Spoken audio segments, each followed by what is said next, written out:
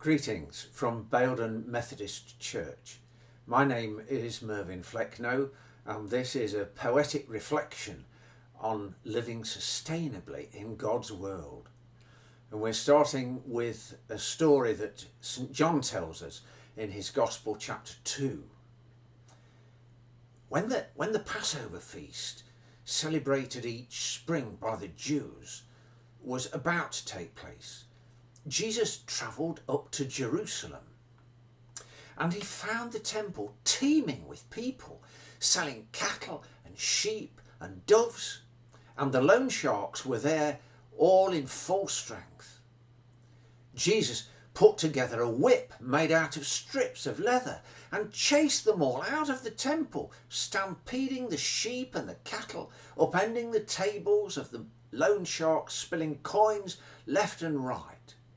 He told the dove merchants, "Get your things out of here. Stop turning my Father's house into a shopping mall." And that's when his disciples remembered the scripture, "Zeal for your house consumes me."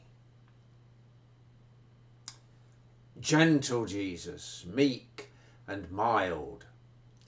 I learnt that song when, as a child, I sat beneath my mother's knee and listened while she sang to me. Did Jesus also learn the Psalms cradled in Mother Mary's arms? Did he learn Psalm 19 about this precious earth, our trust? Did he think it just a bit obscene when trade and commerce left sacred space unclean, and those lent money were left broken just to satisfy a profit lust? This gentle Jesus, meek and mild, outgrew his infant virtues and went wild amid those traders in the temple. Even a child could see what John Wesley would later preach to you and me about the limits that we should place on profit, so that this sapphire sphere in space that we call home should not become a catacomb for all the human race. Do we have that zeal for our Father's earth?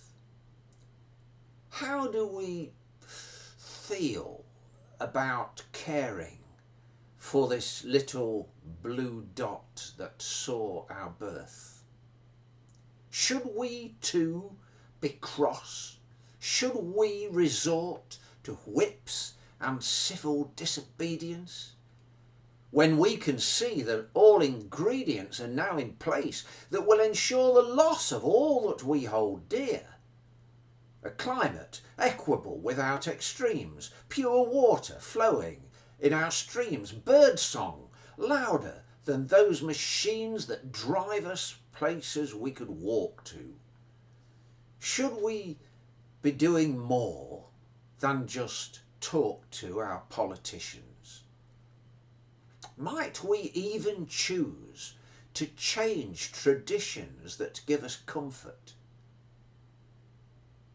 The poorest people of this world expect that we, the richest and most powerful, should take some action to ameliorate this situation, so that no nation should disappear beneath the waves of global heating.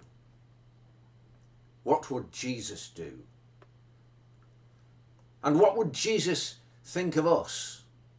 Imperfect, flawed, willing but weak, always ready to make a fuss about something, useless at turning the other cheek. Rather than change, we'd rather discuss and form a committee, which is really a pity, because when we get down to the nitty and gritty, we can achieve so much together when we join together in endeavour. Well, I'm sure that Jesus will love us. And he will admire all the times when we met our own deadlines, when we overcame ourself. He'll forgive us all our previous sins. We don't have to relive all the acts we regret, because we are no longer in debt. It's not despair earth needs right now.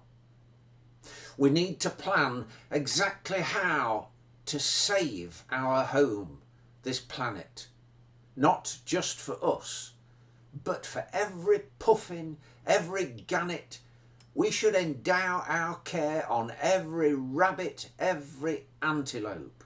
It's so important that we find hope, not just praying for deliverance, but believing that we can make a difference. Thank you for listening.